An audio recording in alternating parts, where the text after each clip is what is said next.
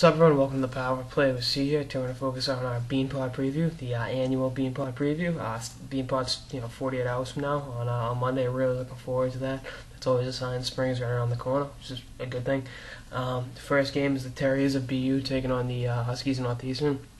Both teams have kind of been up and down this year. BU's been a substantially better team. Northeastern's dead last in Hockey East. BU's coming into the game with a 13-10-1 record after just getting routed against UMass Amherst, and Northeastern's trailing along at 7-13-3. So really having a subpar season all around. Players to watch with BU are Garrett Noonan and Matt Nieto, two players I've talked about ad nauseum that are good players, good kids, and Garrett's a National Predators prospect, and Matt's San Jose Sharks prospect. Guys, we'll be seeing a pro hockey very soon. But Northeastern, two guys to watch are Kevin Roy, the young freshman, Anaheim Ducks prospect, and Vinny Sapinari, a former BU Terrier, who's a Winnipeg Jets prospect and a former Atlanta Thrasher prospect from Georgia. It should be Vinny used to also play at BU, so there'll be some ribbing by the BU fans throughout the game, which is always a good thing. Sapinari's tenure at BU was bipolar, let's call it that. They won a national championship one year, and then he's booted off the team the next year, and he had a winning goal against him earlier this year and kind of taunted the fans. So they'll be there to welcome him.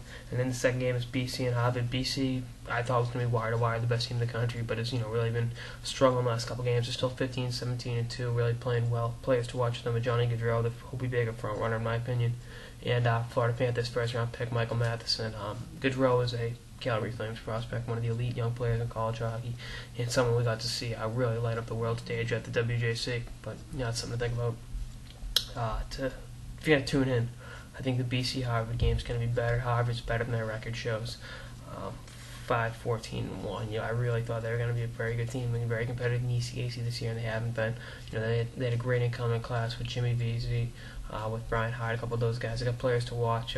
Jimmy Vesey was a Nashville Predators prospect like Noonan, and Colin Blackwell, a San Jose Sharks prospect. So there's guys to watch, got very elite young players. Vesey was on the U.S. World Junior team. Blackwell would have been on it, but he had a concussion. The first half of the season was unfortunate. But let's do the bracket. Let's bracketize it. I get BU beat Northeastern in the first game. I got BC grinding one out against Harvard, and then BC in the championship.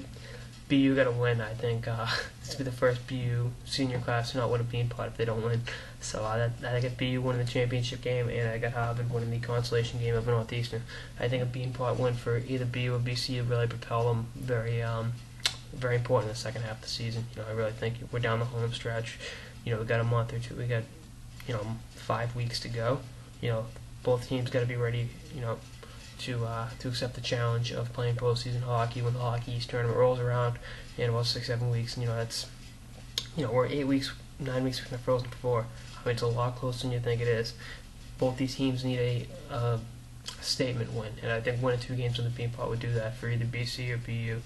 And I hate to thanks for showing up Harvard Northeastern, but they both teams had their chances, both NU and Harvard this year, and haven't been able to get it done on a consistent basis where it's supposed to be BU and BC have. And I think it's the winner of the Beanpot is going to really it's going to mean a lot. It really is. It's only 2 games, but it's going to be 2 games to propel you momentum-wise in the standings, and it'll give you a good sense of accomplishment going down the stretch. And I think that's what's really important for these teams, who have had their ups and downs. BC's been, I thought, like I said, I didn't see them losing 7 games all year, and but we'll see what happens. It's a very exciting time to watch college hockey, and I got prospect profiles done on almost all these guys. I'll be tweeting them out, and then I got to do a prospect profile on a few other guys that you'll have to watch during the Beanpot. So anyway, that's all I got for this episode of the Power Play with CJ Beanpot preview for 2013. Stay tuned for more episodes throughout the season and beyond. Later, guys.